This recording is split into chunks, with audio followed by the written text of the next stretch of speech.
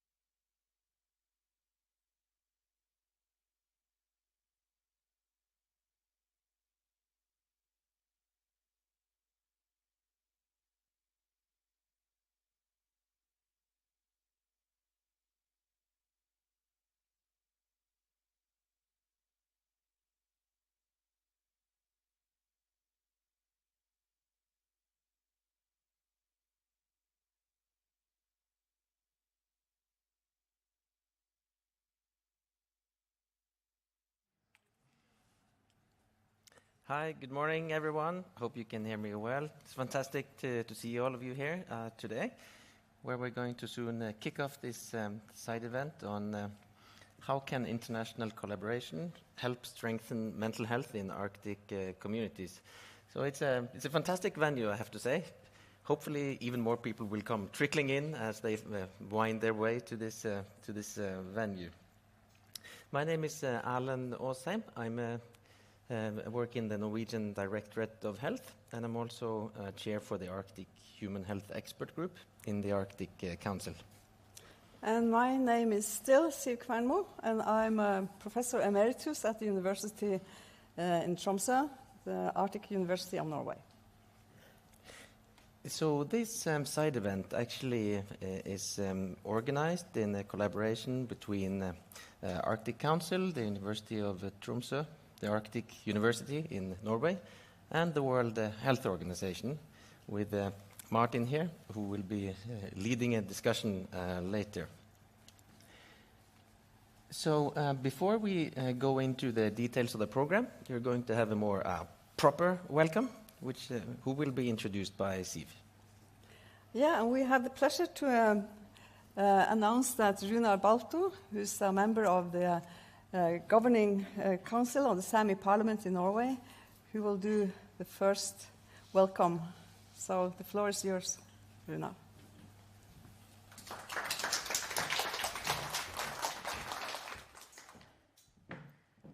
Thank you, and a good morning to all of you. Bredre Ivit. First of all, I would like to once again thank the Norwegian Health Directorate, as well as the Arctic Council, the University of Tromsø, and who's the fourth co-host? I forgot. World Health Organization, of course, for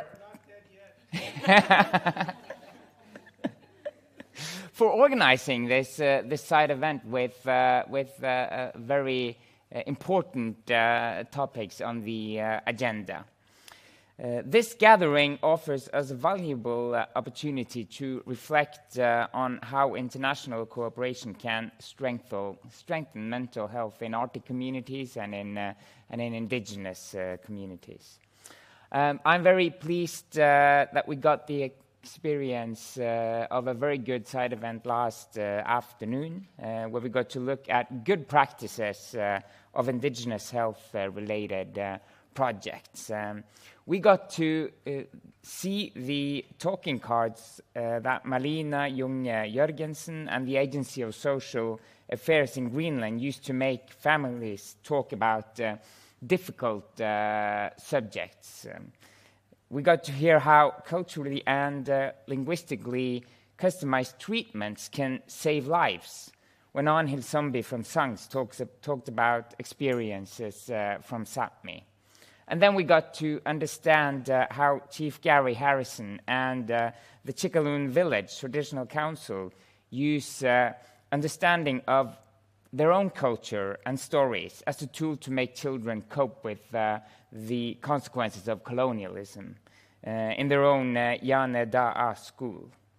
Later, I was lucky to be part of a panel with three very wise ladies, Patty Burns, Sarah Cox, and Carolyn Bennett, to analyze how we can amplify these good practices through international and multilateral cooperation.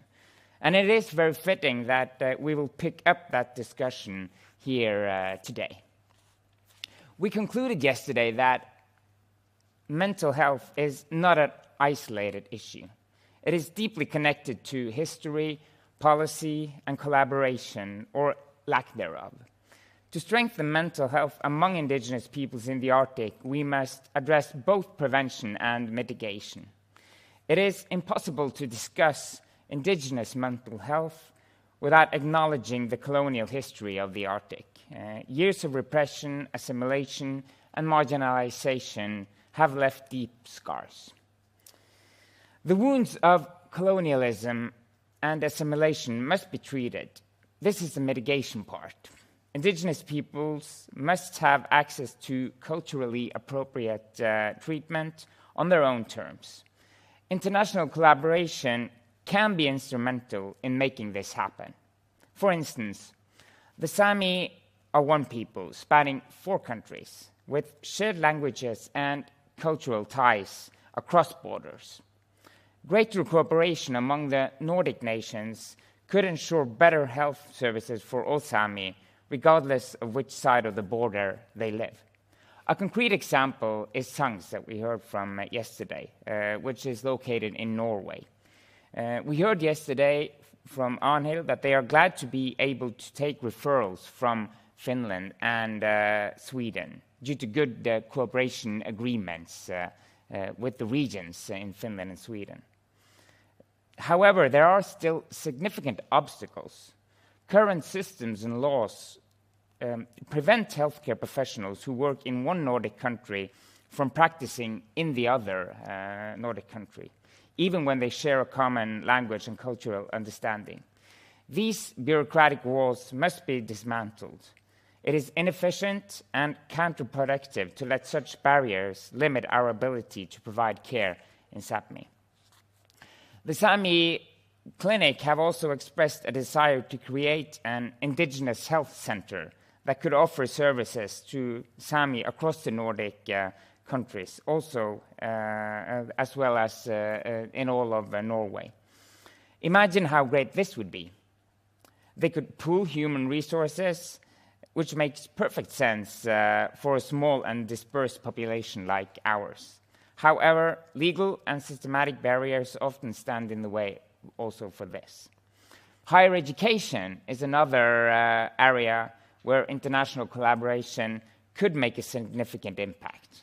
Today, we have a Sámi nursing program at the Sámi University College in Gautogeino on the Norwegian side of the border. Imagine the potential if nurses graduating from this program were qualified to practice in Norway, Finland, and Sweden. This would enable us to train more Sámi-speaking health professionals who could provide culturally tailored care to Sámi elders and others in need across national borders. We must also recognize that colonial practices are not just a thing of the past. They continue to inflict harm to this day. Policies related to energy development, mineral extraction, infrastructure, and even defense often ignore indigenous rights and needs. This neglect exacerbates mental health challenges by undermining our sense of security and belonging. If Arctic governments truly wish to improve the mental health of their indigenous populations, they must consider these factors in their regional planning. Mental health cannot be separated from broader political decisions. In this era of geopolitical unrest and climate change, governments must show the will, effort, and wisdom to prioritize indigenous public health amidst competing pressures. Today, we will hear about some promising examples of multilateral cooperation in health. While these initiatives show great potential, we are still in the early stages of such collaboration. And that is why I'm very happy that we have this discussion here today. Hopefully, it will be a small step towards even closer collaboration in the future. Thank you.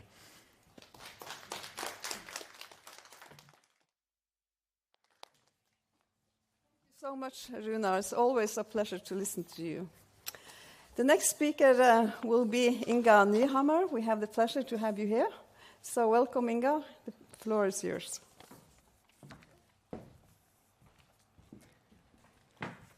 Thank you. My name is Inga Nyhammer, and I am here as the chair of the SDWG, the Working Group on Sustainable Development of the Arctic Council.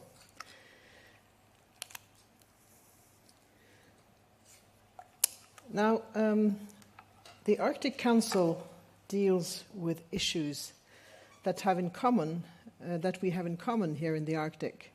The approach is circumpolar. Within the Arctic Council, the Sustainable Development Working Group, or the SDWG, engages in the human dimensions of the Arctic to protect and enhance the environment, economy, social conditions, and health of indigenous communities and other Arctic inhabitants by supporting initiatives that provide practical knowledge and capacity building. So yes, we do believe that multilateral collaboration is an effective way of bringing these issues forward, not least by sharing experience and knowledge.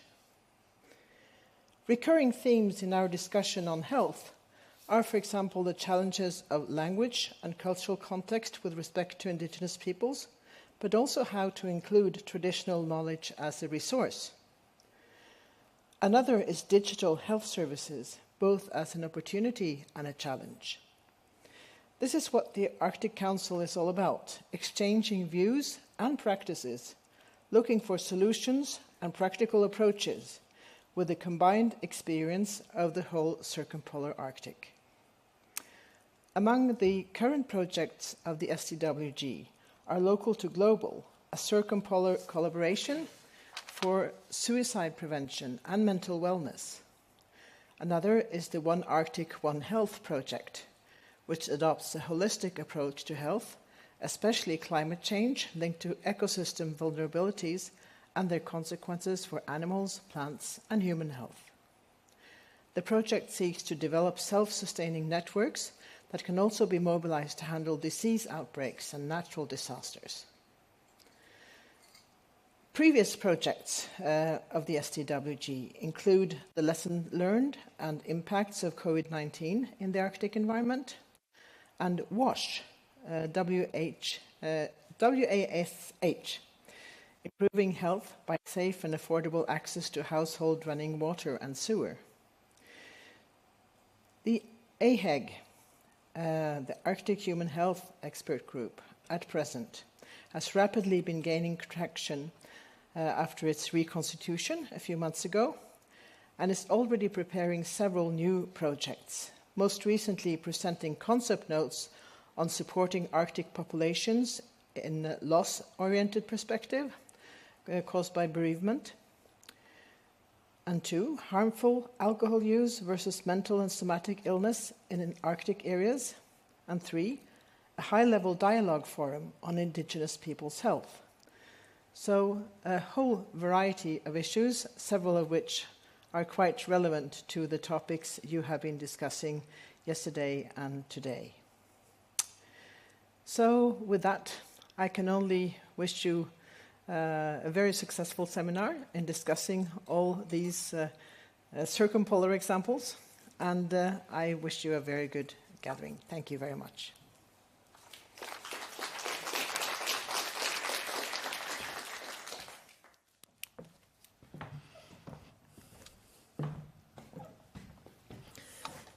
Thank you very much, Runar and Inga, for these opening remarks, which really set the stage for us for today's event. So here I thought we'll take a quick peek at the program. It's going to be a very rich program today, as we had yesterday. So following this quick introduction of the program, we will have a post called Feed Forward by Keynote Listeners. And as you know, the discussions around mental health challenges and the way we approach them in the Arctic is constantly evolving. And so has this program been until the very last minute. So actually for this post, instead of feeding forward from yesterday, which Runar sort of has already done, we're going to have Julius Mikael Eriksen Lindy soon feed forward from the Arctic Youth Conference, so we can recap some of the highlights from his perspective there. Then we're going to have sharing of more success stories, and today the focus of these success stories will be how international collaboration was a key part of the story. Following this, we will have ample opportunity to engage with the audience. So we will have a microphone so you can put questions and interventions. And the focus of this sharing in plenary will be what are the first practical steps that we can take or that I can take to strengthen international collaboration on health in the circumpolar region. So the idea is sort of not that we think about what others can do, but what we can do from our own perspective and as a shared community. So with that, I think we're going to have some very interesting discussions today, and I will leave the word with Siv to introduce the next speaker. So the next speaker will be Julius Mikael Lindy Eriksen from the Sami Council, and he will share thoughts and reflections from the Arctic youth. So the floor is yours, Julius.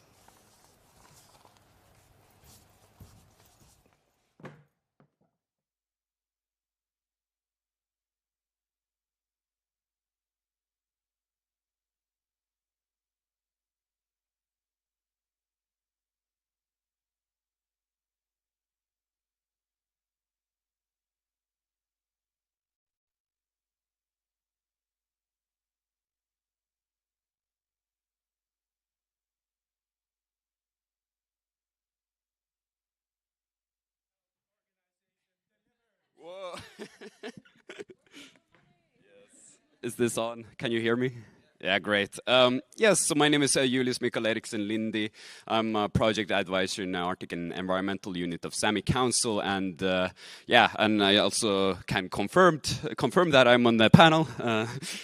So yeah, you don't need to doubt about that. And but more importantly, I have been in the so-called Chairship Youth Committee of a conference, the planning committee of a conference called the Arctic Youth Conference, which was this weekend. So I thought I would talk a bit about that. And so we were a group of young people that were gathered by Arctic Council to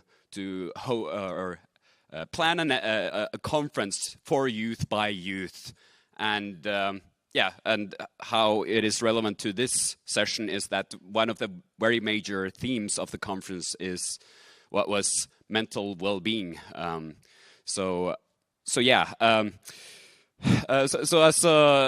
we did some really careful planning for that because every theme had its own plenary session associated with it, but side events were also chosen according to the side events. So I thought I would briefly talk about some key takeaways from the plenary, from the conference overall, and lessons from a youth perspective, which is a very very important thing to address. And let's just get straight into it. From the get-go, we wanted to have a very holistic approach, or like emphasize the importance of having a holistic approach to mental well-being, especially for indigenous youth. It is important to look at all. There are many interconnected factors that go. That are at stake when looking at the mental well-being at indigenous youth.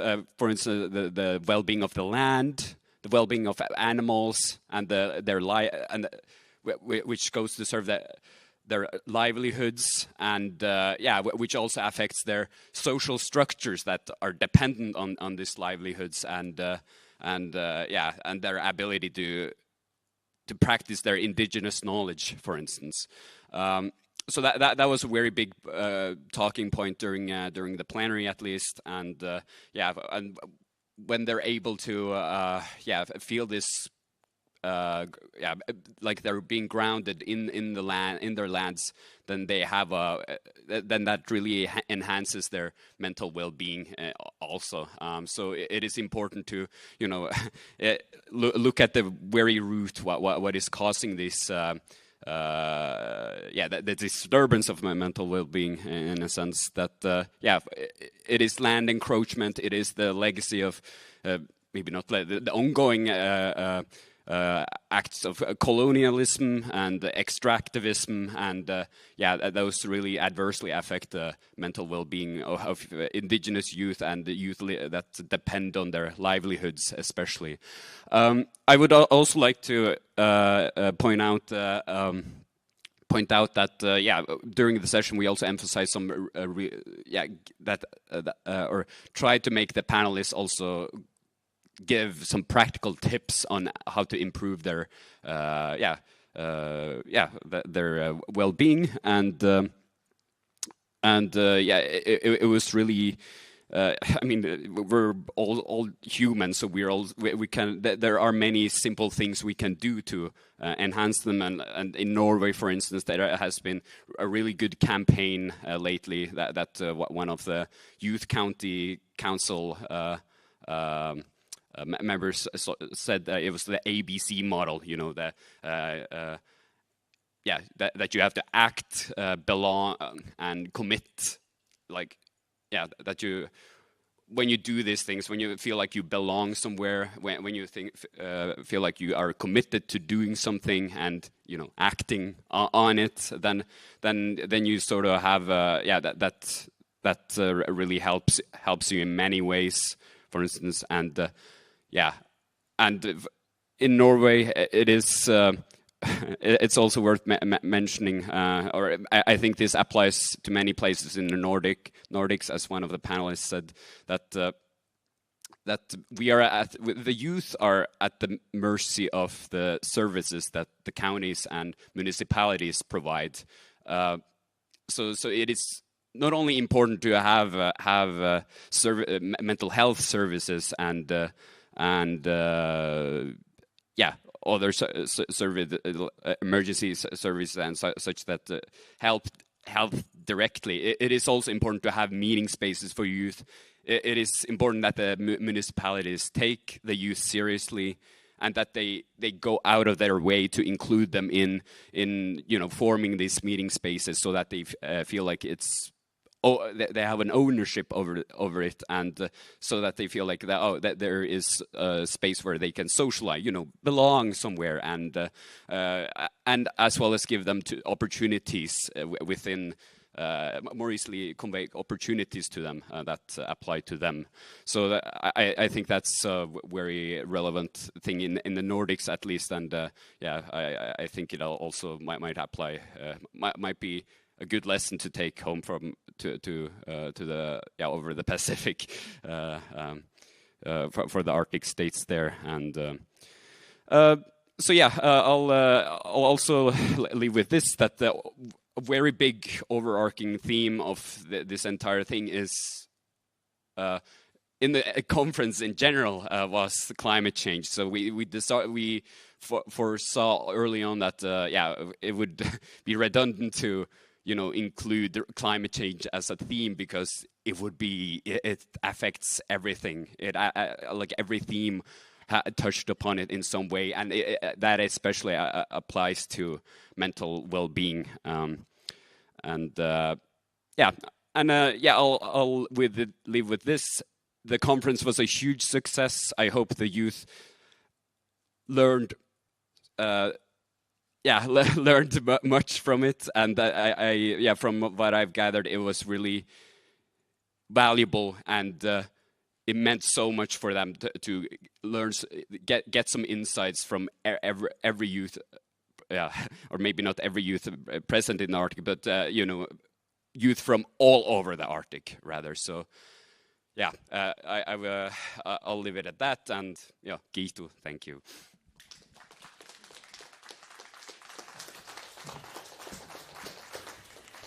Thank you so much, Julius Mikael. I think it's important for us to listen to young people, and your thoughts and reflections, they were really good.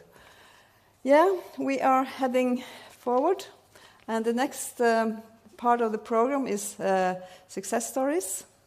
And we look forward to hear from the three persons who was invited to speak for us today. That's Julius Mikael again, and Sarah Cox and Tonje Johansen. So maybe, Julius, you should come up again and be the first speaker of the success stories. I think you have shared a lot of successes already, but you can go on. Sure. Going a bit back and forth here. No, but okay. So, now I'm going to focus on my background as to work within Sami Council, which goes way back, and that is where many of my colleagues too they have been involved in. I feel like all of them have been involved in some Sami youth organization in some capacity, or a student organization, for that matter. So it's it's a very long road, and it's a tale of just coming to terms with your identity, to finding out who you are, to finding out what you, where you belong in the Sami community, and I feel like for many Sami youth that it is a. It's an existential question, and it's a question of identity, which can be very hard to address depending on where you're from, and especially if you're from areas where you are definitely the minority. For instance, the southern part of the Nordic states, and and such. I can I can say that me myself, I've had I don't know if privilege is the word, but I had I was lucky enough to grow up in a Sami community called Karasjoka, like where most people speak Sami or know Sami, so the language, and where yeah, most are Sami in some way or another, and yeah, so where it felt like my identity was was a given. Like of course I'm Sami, like it's no problem. And for myself, I felt like I was part of Sápmi in a sense. Yeah, and it wasn't until I moved south that I saw the more unfortunate bigger picture in that. I feel like that most Sami youth face. So I started. I'm the chair of the youth organization spanning in across Norway. It's called NOR, and I've been active there for many years now, and it's been very, very important for me to like reinforce my identity, given the turbulent forces that work on you when you go to when you move out of your hometown,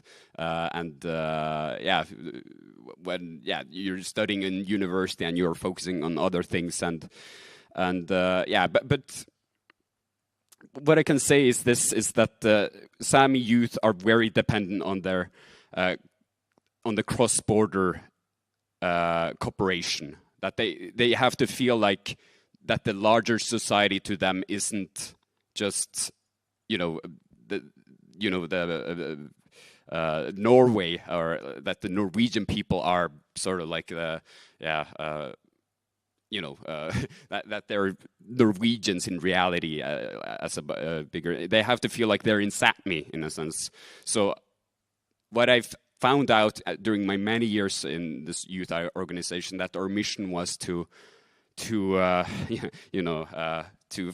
create meeting spaces for Sami youth. That was the first priority, and the other that we should open the larger Sami society to them, which includes youth from across borders. One of the founding things in our organization, founding papers, I suppose, I'm not sure how to translate it, is that NOR, Sami Nuorra, Suomi Sami Nuorat, Sami Nuorash are sister organization. I mean, NOR is kind of, we are NOR, but yeah. So those are similar organizations in Sweden, Finland, and Russia, and that's on the very top, and I think it's very intentional, and it is because it is very important for us to feel like a sort of unity, in a sense. It is integral for our identity and for our to not feel in despair when faced with the faced with the larger like major society that in the nation that we're living. And I'll also conclude what the Sami youth, what is at stakes when it comes down to the mental health of Sami youth. And it has been these are like our united mission to address them, and it is so the mental health of our Sami youth, it is dependent on their agency to develop a strong Sami identity, being acknowledged properly as a part of indigenous peoples, to possess a reliable future that is in accordance with Sami values, ways of life, which includes practicing indigenous knowledge through traditions such as reindeer herding, salmon fishing, and duetji. I would also like to point out that to many, socializing and being able, the socializing is enough. that often entails that they're also able to speak their language, speak a Sami language that is from their community, which is very validating and strengthening on their identity. So yeah, since these livelihoods are heavily dependent on the welfare of nature, the animals, and the cohesive social structures that makes them possible in the first place, it's very important to, also when looking at Sami youth, to have a holistic approach to mental well-being when addressing it in regards to Sami matters. And not only do these aspects concern about the psychological well-being of Sami youth, but it also it is, as I said earlier, an existential question, such as what place does Sami youth have in a larger society and their rights as indigenous peoples? And after many years, I've come to the conclusion that, in order to feel a satisfaction in that inner place, we have to feel like we are a part of a grander Sami society, that we have a cohesive interests, that there's a consensus between Sami youth organizations, and that's so that has been my mission in my last years in my organizational work to improve. So cross-border cooperation between Sami youth is integral for us. So, thank you, Keith, once again.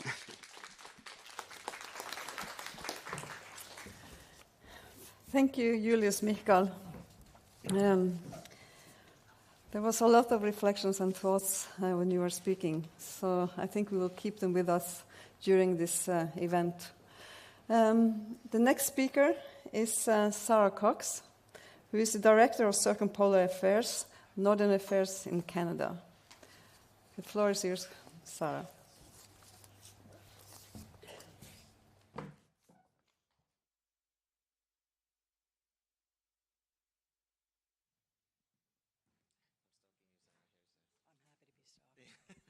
Thank you.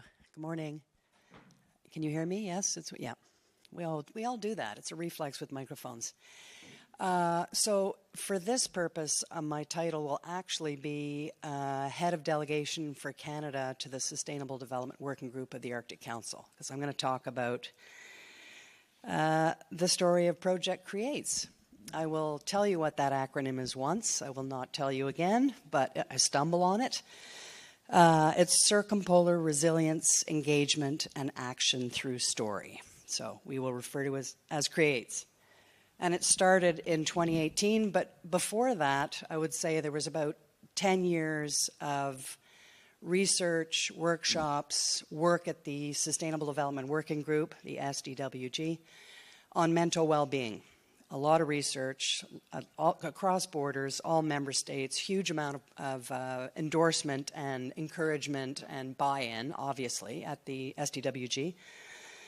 And then we had a really big conference in Iqaluit, Nunavut, and Natan Obed, who's the president of the Inuit political organization in Canada, said, this is all great.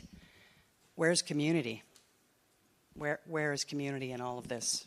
You need to reach into community.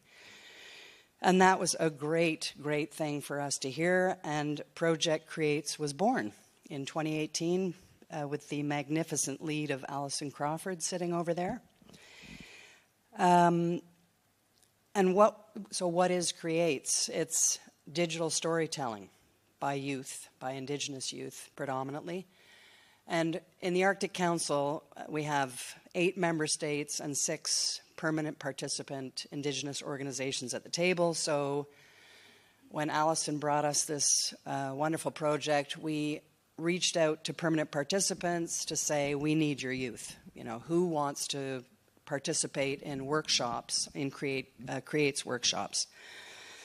And I think ultimately Creates gives voice to youth perspective in a way that is quite unique. When you see a film, a story, You're immersed in the experience. It's moving, it's emotional, it's intimate. And it's very courageous that these youth have been prepared to do that. We did one here, actually, sort of concurrently to the youth conference. I'm delighted to say when I finally stop talking, you will see 3 of these videos. They're about a minute each, and you will understand immediately why they're so powerful. So basically, we recruit youth, and we've had localized workshops, but also in Inari, we had probably 15, 18 youth from across the circumpolar north. Those are a little more rich just because of the, well, as Julius said, just the relationship building and the network. So we bring these youth together. It's usually about 3 days to build their stories, quite a bit of time up front to build a trust relationship and a safe space for them to do this. They bring their own content, videos, photographs, such a diversity of films. Some of them are just with text, dialogue, black screens, all sorts of diversity, and all just as powerful, really quite incredible. And then over the period of these 3 days, they have technical support, social safety support, and they are supported in building their stories. They have complete control and ownership over their stories. Generally, at the end of the sessions of the workshops, they screen the stories with each other, which is quite, my understanding, quite empowering to share your story. And then we encourage them, but it is not required to share them more broadly. So like at an Arctic Frontiers or an Arctic Circle, in Inari, well, I'll get to that in a minute, but it also means that your films become a way of advocating for yourself and your views and youth generally and circumpolar youth. And I think that's a really important part of Project Creates. The results, actually, before I do that, really, really interesting that in 2018 it started as suicide prevention. And it evolved over 7 years to life promotion. I mean, always with the theme of mental well-being, but attached to something. So mental well-being, life promotion, mental well-being and hope. And the last one, I mean, I think totally appropriately, mental well-being and climate change, the impacts of climate change. We heard a lot of that at the youth conference, not surprising. But some of the other themes that there was commonality across, by the way, about 65 videos we have now, or stories.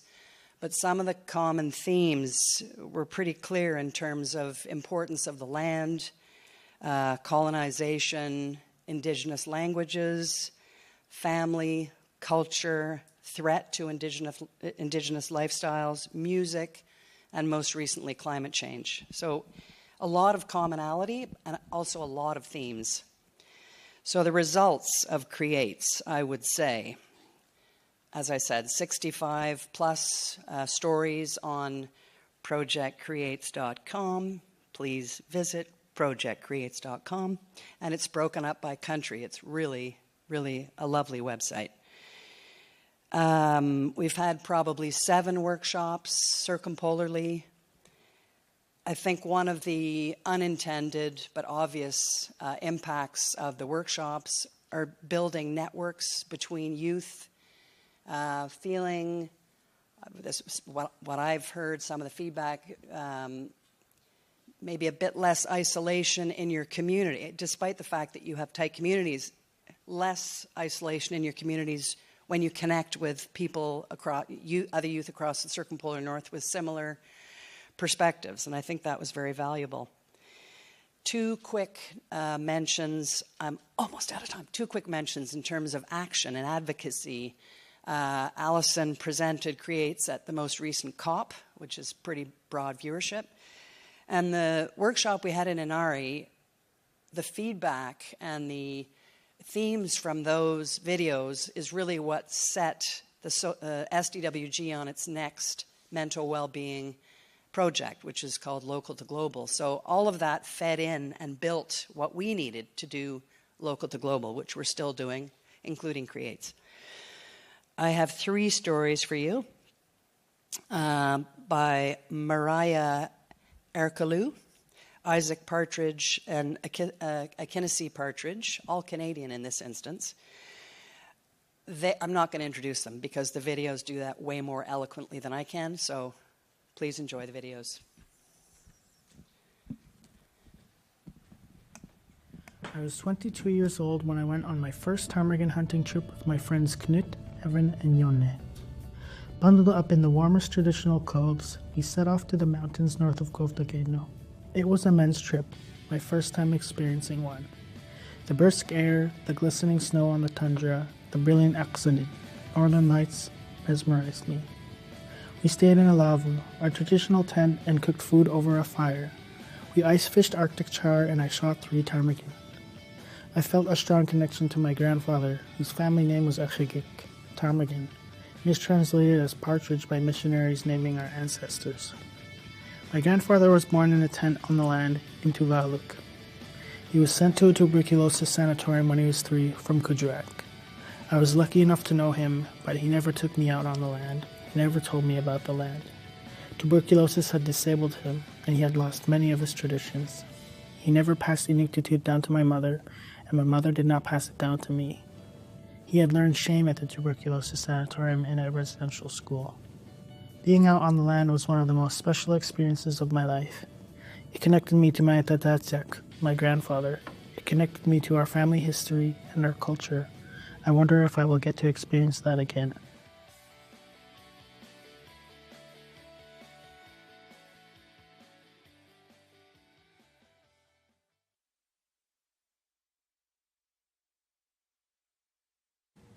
When I think of my connection to the Arctic, I often wonder what it means. Growing up in the city, I was used to hot concrete in summer and gray exhaust-soaked snow in winter. I only saw the midnight sun for the first time when I was 17 years old. I know deep down that the Arctic is my home, but I don't know how it can be if I don't live there. I guess they call it homesickness for that reason. When I think of the Arctic, I wonder if I have enough time. Will I ever have the chance to learn how to hunt, pick berries, or walk on the land in the way that my ancestors did? And when I mean the way that my ancestors did, I'm talking about knowing the seasons and living through them like the back of their brown, rough hands. Will I ever get to live a day like they did? Or will it become too warm for the seasons to make sense?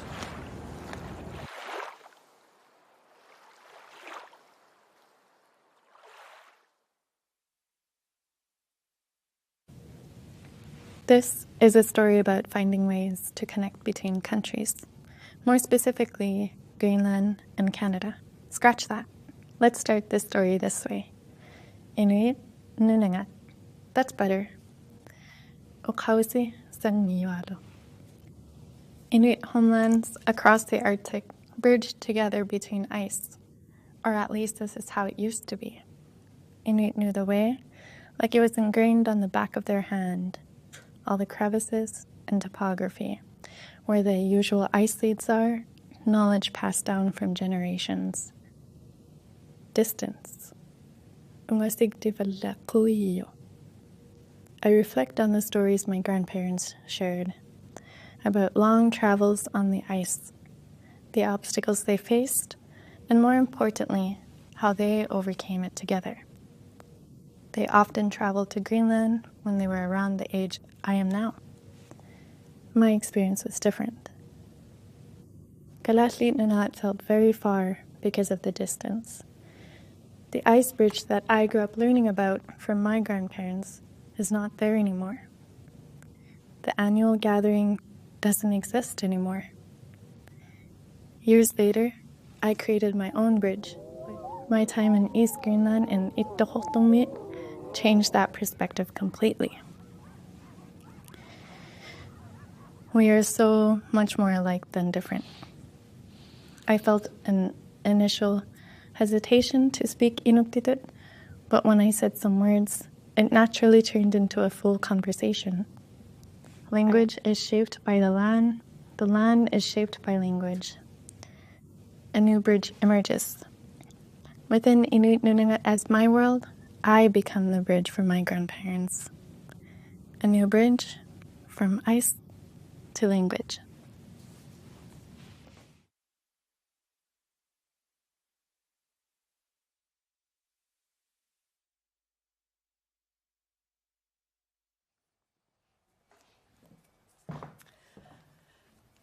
Thank you so much, Sarah, for sharing these strong and moving stories. I think we all get affected by that.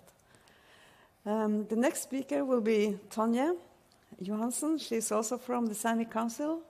So, Tonje, the floor is yours.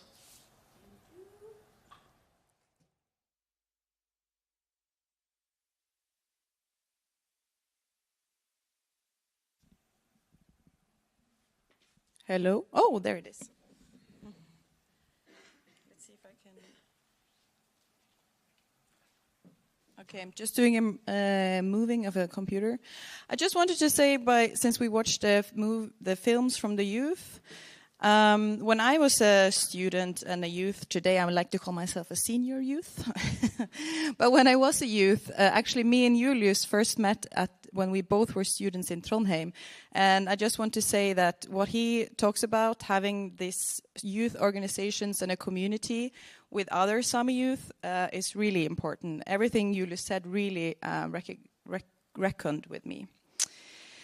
So today I've been asked here, I don't have a success story yet, but I have a vision and a pitch for you guys.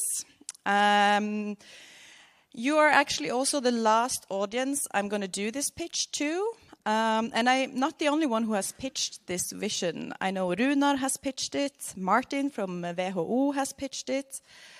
And the next time I'm speaking about this, we are going to be in the middle of developing the content and the wanted outcome of what currently is called a high-level dialogue forum on Arctic indigenous peoples' health. So this forum is envisioned for a collaborative platform where indigenous peoples and international stakeholders from the Arctic can unite and address the pressing issues that you have been talking about yesterday and that you have seen here today. And we want to foster this space where hopefully we can start talking more about justice and reconciliation and resilience in an Arctic health context. And this is gonna be an Arctic Council event. Do you hear that, Inga? Yes. And I think that getting all the 8 Arctic Council states and the 6 permanent participants, which are the Arctic Indigenous Peoples Organizations, on board will give this initiative the credibility and the momentum it needs to drive for meaningful action. So just a little, I just want to give a thanks to actually the Norwegian Ministry of Health and Care Services, because I had gotten funding to plan this event. And usually when we apply for funding for projects, we don't get a lot of funding for salaries and we don't get a lot of funding for meeting fees for others. That's usually something that we have to do in kind, and the others who are going to contribute also have to do it in kind. But this time around, I did get a lot of money for paying for indigenous knowledge experts and paying them to come to our planning meetings so that we can ensure that the Indigenous Peoples Organization actually have the capacity to contribute. Because if you work in an Indigenous Peoples NGO, you all know the hassle that we have to do to get funding for anything. So I'm really happy to see that there might be a change in how the funders view the knowledge and expertise of what we like to call indigenous knowledge holders. So I believe that this commitment by the Norwegian Ministry of Health and Care Services is the English word. I believe that this commitment of valuing indigenous expertise will be critical in building the support and legitimacy and the success of the forum, because all the permanent participants in the Arctic Council are invited to nominate a health expert to participate actively in the planning committee. So that was a bit brief background. So what is our vision? The vision is to create a space for indigenous leaders, researchers, hopefully also maybe policymakers, and communities to share knowledge and best practices when it comes to healthcare across the Arctic. We want to amplify indigenous voices in global health reconciliation and connect health to climate adaptations discussions. We hope to showcase how indigenous communities already are integrating traditional knowledge with modern health strategies, and we hope that this will be an inspiration and knowledge sharing across indigenous peoples' communities in the Arctic. I also do believe that the key focus will be supporting existing truth and reconciliation processes and advocating for initiatives of truth and reconciliation processes where they have not yet begun, such as in Greenland, and ensuring that healing and justice are central to health interventions in the Arctic states.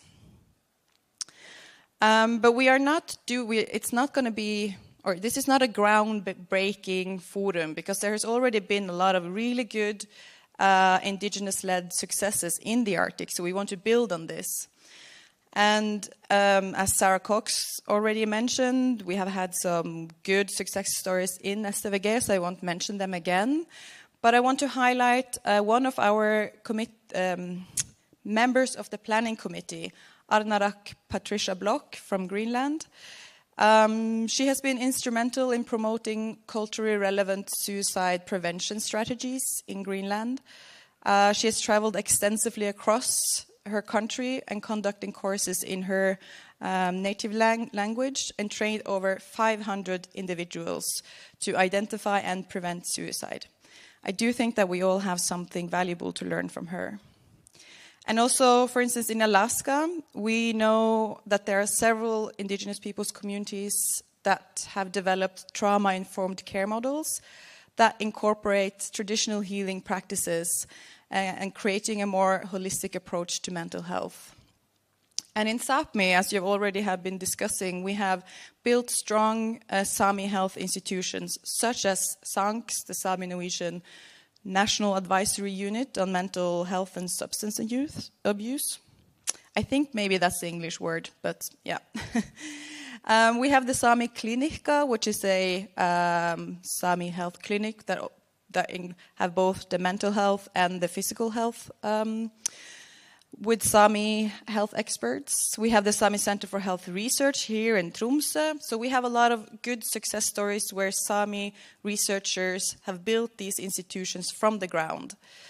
And we think that these examples demonstrate also the effectiveness of indigenous leadership in creating health systems that reflect our values and our needs. So the forum, or this dialogue forum, seeks to connect these efforts, fostering learning and collaboration across Arctic borders. And today the topic is international collaboration in health policies. And I think this can be some of the answer, bringing all together to discuss and develop a common position on how we want health to be talked about and how we want health issues in our communities to be dealt with. And we believe that the shared challenges that we have across Arctic indigenous communities shows the necessity to do some collective action. By pooling knowledge, resource, and expertise, we believe that we can strengthen the capacity to address health disparities in all of our communities.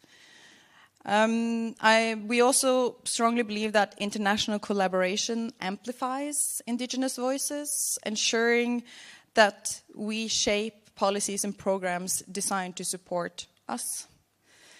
And I hope that the forum will provide an opportunity to develop sustainable solutions that honors our diverse cultures and contexts of the Arctic indigenous peoples.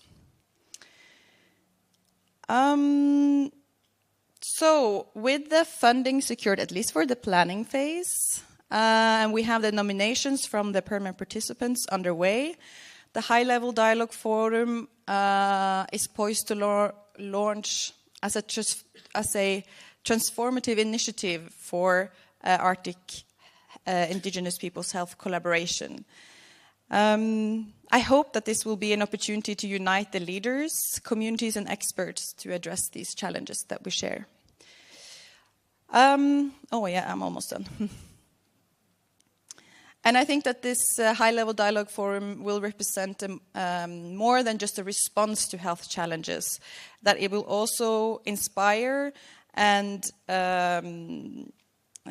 create this shared vision for justice, collaboration, and empowerment.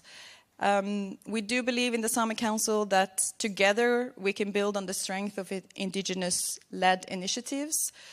And we hope that this forum can also support, as I mentioned, truth and reconciliation processes and those that are at the very beginning. So I hope that next time I see you, I will see you in Greenland, autumn 2026. Thank you.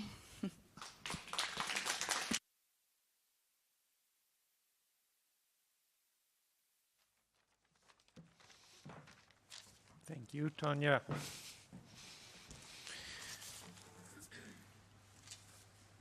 So, Ologikto for that vision. Ologikto, Ronja, Tonje, Julius for welcoming us here.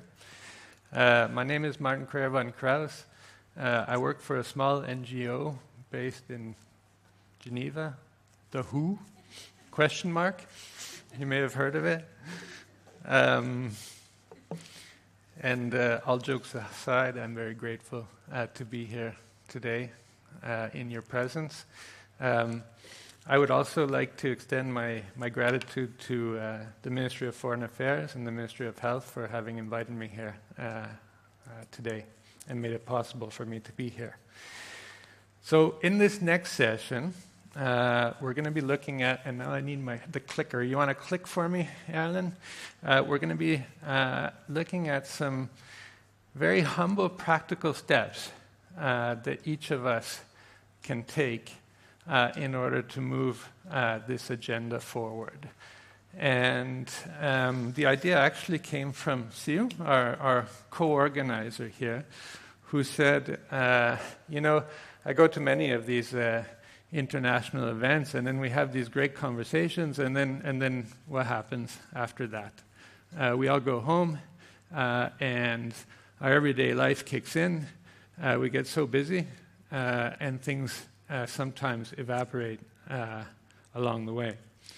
So we would like to use this opportunity to have just a very honest and humble discussion about what each of us can do in the months to come to try and move this agenda forward.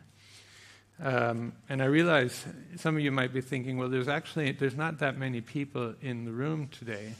And I was thinking about that too on the way where I was sitting here. And I came to think of this quote by Margaret Wheatley, and it goes, never underestimate the power of a small group of committed people to change the world. In fact, it's the only thing that ever has.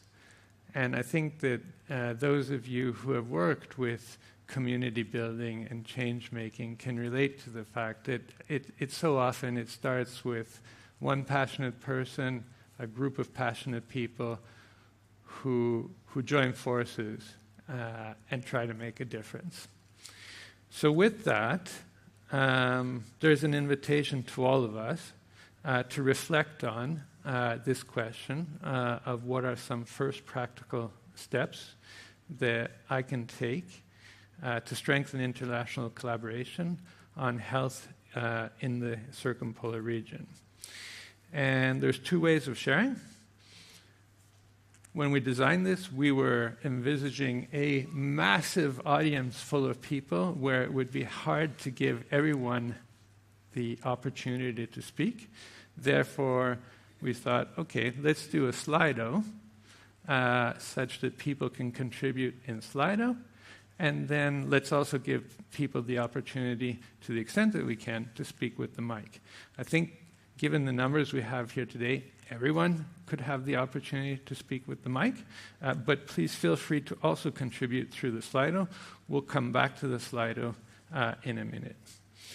So just also to set the scene, what you're sharing here today is off record. It's non-binding. You're speaking on your own behalf, not behalf of your organization. And we realize that some of the stuff that's going to be shared is ideas in the making, it's hopes, it's plans. But the idea here is not to get anyone sort of committed and say, okay, you said that in Tromsø, and I'm going to hold you to it. At least not in anything more than a friendly way, as good colleagues would. Okay. So Julius, you issued a bit of a good statement there. You with me, Julius? Act, belong, commit, and I think that really encompasses the spirit of this session very well. Okay. So I'm going to role model the type of sharing that we think could be good, and then I'm going to invite you to see how you would like to take this forward. So, as Tonya mentioned, I had a very humble role to play in the development of the vision that she presented together with Runa, and I have expressed to Tonya my interest and willingness to continue to collaborate on that, and I definitely intend to stand by that commitment. Sarah Olsvig, who chairs the ICC and unfortunately couldn't make it with us here this morning, is very interested in women's health, and it is one of our top priorities in the regional office in the coming years to work on violence against women and children, which is a huge issue across the European region, but which we know is also particularly acute in indigenous communities in the circumpolar region. And that is why she and I have been trying to speak. Scheduling can be a major obstacle in these lives, but for a couple of months, first her kids were sick, so we had to cancel the meeting, and then my kids were sick, so we had to cancel the meeting. But we intend to speak about this, about what we could do. Then I've been collaborating with Lisbeth and other colleagues from the Sami Parliament of Norway on the possibility of organizing a visit by the regional director of WHO Europe to Karasjok in order for us to experience firsthand some of the health policy priorities of the Sami community. And the proposal is that we would like to invite also senior leaders from the Sami communities in Sweden and Finland, as well as senior officials from the ministries of health, of course, in Oslo, but also in Stockholm and Helsinki, in order to get together and start a discussion about what are these health policy priorities and how might we work together in order to overcome some of the barriers that we're seeing. I think, Runa, the example you shared of Sami nurses educated in Sápmi to serve across Sápmi is a beautiful vision, and it's one example of something that we might be able to work on together going forward. Okay? Then my co-organizer here, Siv, who had the idea for this session, I've been bugging her, and I've also been bugging Lisa, who heads the Lancet Commission, who chairs the Lancet Commission on Arctic Health, bugging in a friendly way, of course, because the proceedings of the Commission are still under course, and that needs to take the time it takes. but I have made it clear to all the people that I've been speaking with there that I would be happy to support that effort to the extent that I can when the time comes to make the conclusions public and to try to work in disseminating those conclusions. Tonya, you mentioned Anna Patricia Bloch, who's the chair of the ICC's Health Committee. Anna and I have a monthly meeting, which we call a really informal sparring session, where we catch up with one another, and I do my best to support her in her chairship of the ICC there and her involvement in various initiatives. Lastly, as part of the session today, we're going to be collecting some expressions for interest from anyone here who would like to contribute. And it's my offer to you to then circulate that to all those who have contributed to connect us and see what might blossom from this going forward. That's me. That's what I currently have on my radar screen. So with that, then, I'd like to invite anyone else who might see an opportunity. Yeah. Malina. I got there first.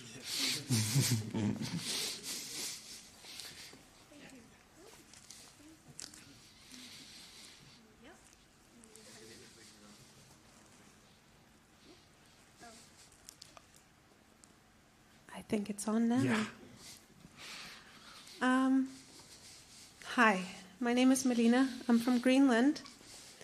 Thank you for this session. It's very heartfelt for me in many ways. I can't even describe. And there are many thoughts that are going through me as well. And thank you for being able to talk in, not necessarily through my organization.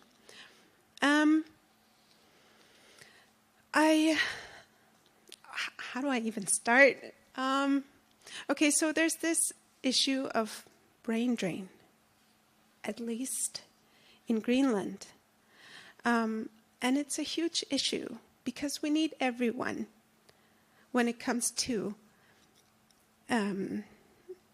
mental health and well-being. And I think there are many factors for why we experience the brain drain. I think one of them could be the absence of the ABCs. And when this question is being asked, what can I do? I think one of the first steps that needs to be done is to have a collective conversation about the ABCs.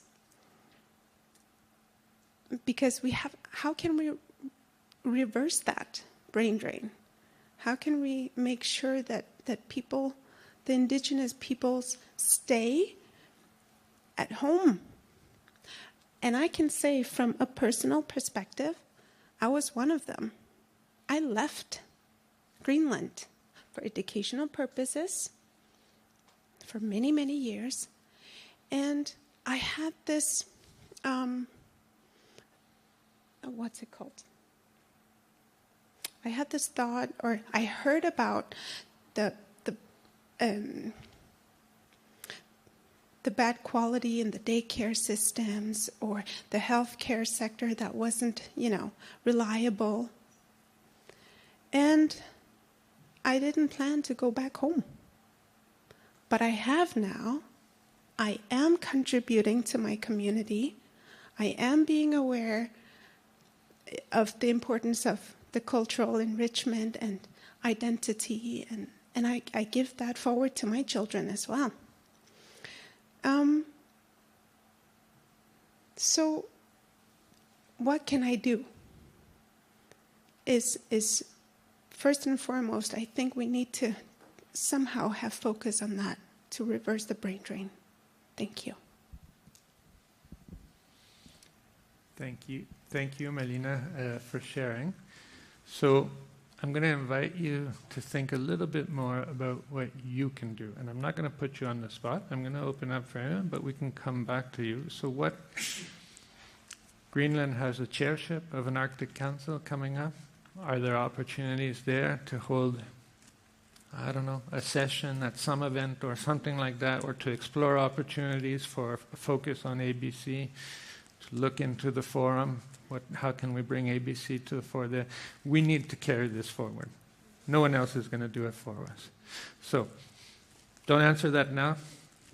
Anyone else like to contribute? Tonya. I think is it on? Okay. Just want to follow up. Thank you for sharing. When you talked about brain drain, my head started thinking that I think that we who come from indigenous organizations or institutions, our responsibility is to emphasize, because many of us, many in our community are very occupied with dealing with the challenges with climate change and fighting for our lands. That is important, but that will always be there. We will always experience climate change. We will always experience a land encroachment, unfortunately.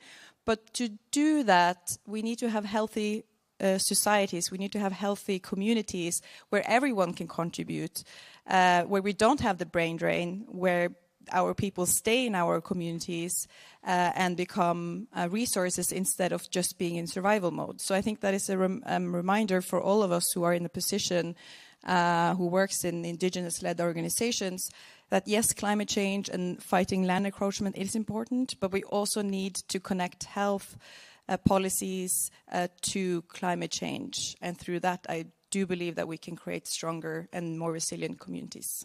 Yeah. So what can we do? Well, we who are in the Islami institutions, we need to support the initiatives that are out there. We need to continue talking about health. We need to bring health issues to our policymakers in the national states, like Runar is doing. And we need to continue to lift this topic and support our indigenous researchers in the important work that they do. That was a very broad, not very specific, but just as a reminder to those of us who are in or institutions. Yeah. Okay, thanks, Tonya. But anyone else? We're heading towards time here, so in a minute or two, I'm going to go look at the slide out there, and we can have a look. But would anyone else like to make a contribution in plenary? Yeah, Caroline? Sorry, I got Sarah first and then Caroline. No, go ahead. You said yesterday, never speak after Caroline. Oh, yeah, that's true. That's true. One of your That's true. So. I guess, what can I do? I mean, I work in the federal government. I work at Crown Indigenous Relations. So what I can do is keep speaking and speaking and speaking to colleagues who are not directly involved in Arctic issues, but raise awareness. Talk, connect people who are in the Arctic with those who don't know the Arctic. I think ambassador skills. And I can, thank you. Go ahead. Yeah, no? Can we get some, here we go. Yeah, there you're live. I'm live. Well, thank you, and thank you again, Runar, for the beautiful welcome and summary of what the important conversations that happened yesterday, and thank everybody, because I think what we heard today was that those of us who are not Indigenous need to earn back some trust by being good allies to not only the Indigenous people but to the youth voices, and that we have an obligation to create those spaces where youth can plan. And I think, as Julius said, that what we learned in the integrated youth services in Canada, that now is in all 10 provinces and territories, that youth actually have to start by designing the space in which they're going to want to get care, and that we actually are hopefully able to say that humility is the most important characteristic of any of us that think that we're providing care, and that we actually have to know we don't know what we don't know, and be able to listen better, and then act and commit. So I think that it is the difference between health and healthcare. We want more health.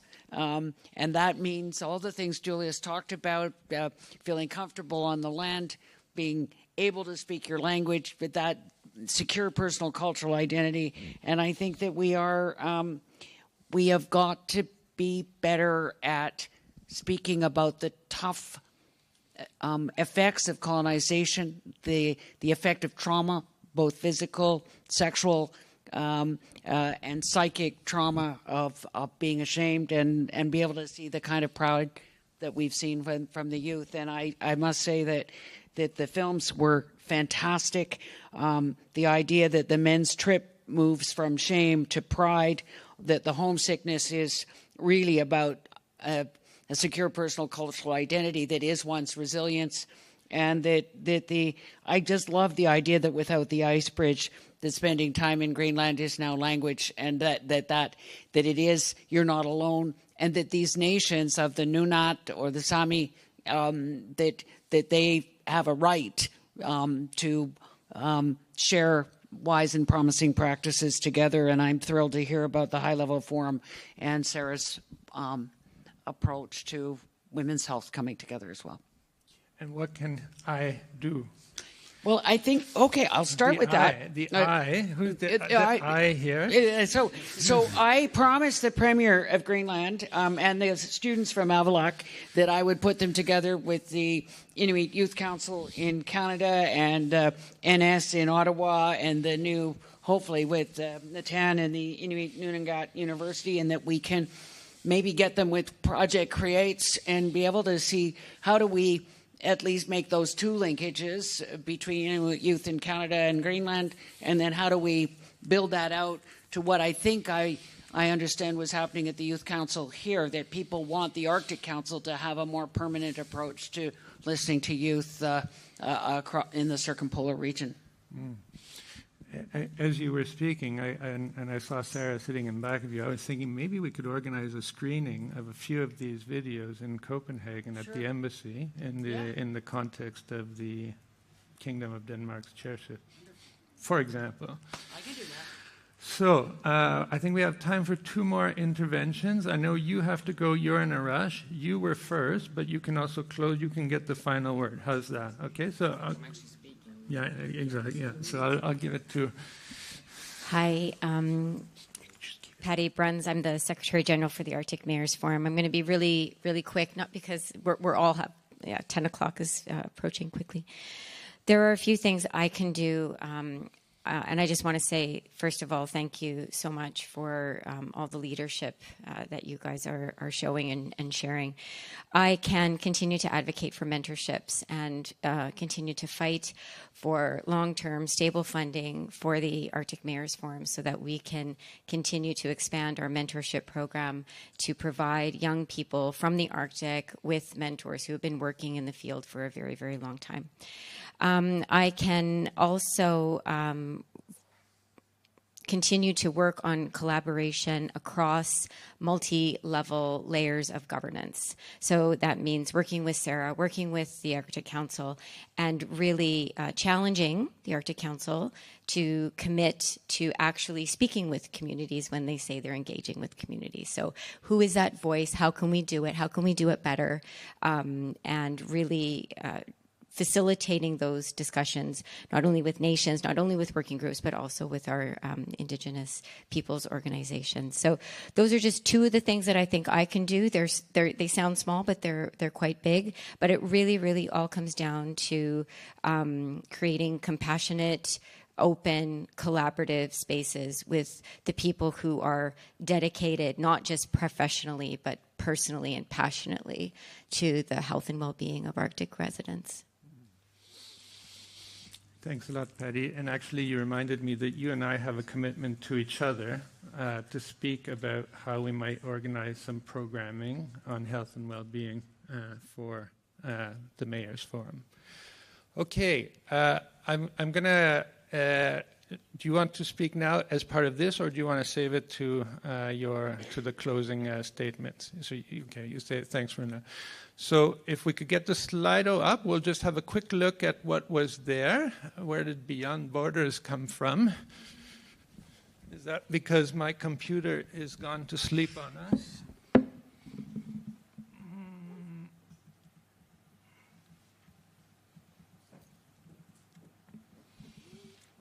So, let's see what came in here.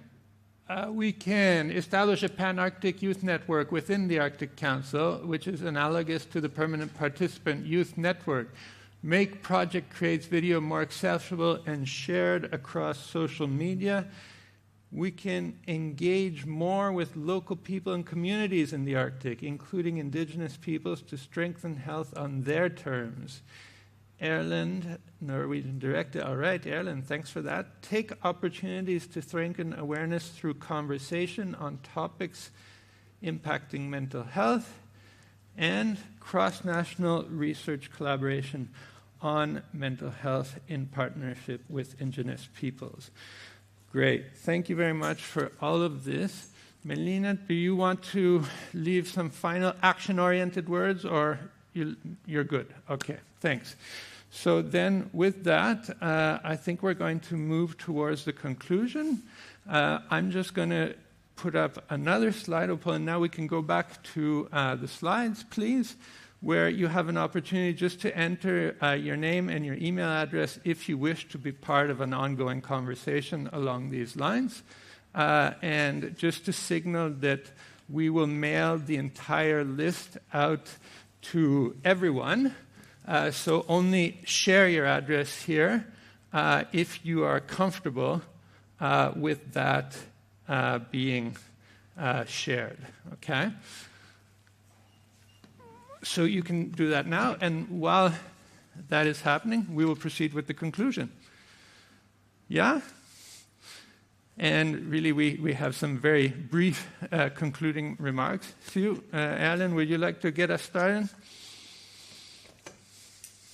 Yeah, absolutely. So, these 2 days with the side events, they've left me hugely inspired, I have to say. So for me, the main take-home message is how we can connect and engage even more strongly with those local communities, as I put into the Slido. So since we're closing quickly, I just want to thank everyone for all the effort that has gone into the work of organizing this event. Martin, Siv, all the speakers. But most importantly, thank you to all of those of you who are driving this important agenda forward. So thank you very much. It has been 2 really good days, I think. Interesting and very impressive. And I think that today, listening to the young people has really made a great impact on me. Even though I'm retired now, in these days, actually I think I will go on working with the young people and doing what I'm good at, doing research and support the young people to fill in the gap of knowledge which we actually have. And I will say, particularly for the Sami people, the knowledge gap which we should have had to make good policy for the young people's health services, but not only for the young people, for the whole Sami population. So I think you will see me on other arenas as well. Not totally retired, but thank you so much for these 2 great days. Emeritus. Siu Emeritus. So on my behalf, nothing more than Ologihto. You know where to find me if you want to work on this together with me. And that brings us to you, Runa.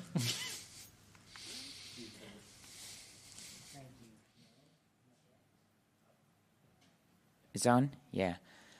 Thank you, Martin.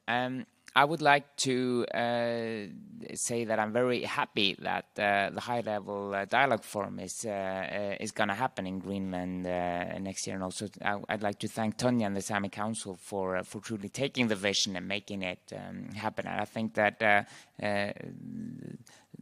those of us with the possibility to, we should make sure that this becomes a very meaningful and good platform, because it will give Indigenous peoples the chance to really discuss common goals and I guess common demands to our national governments, because that is the other takeaway that I have, is that all those of us in a position to do so, we should keep reminding our governments that it is through collaboration that we truly can create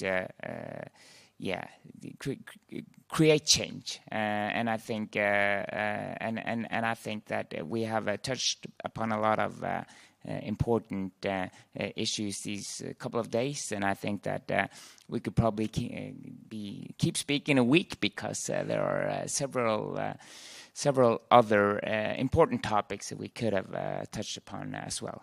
But thank you for this side event, and I look forward to the continuation. Thank you.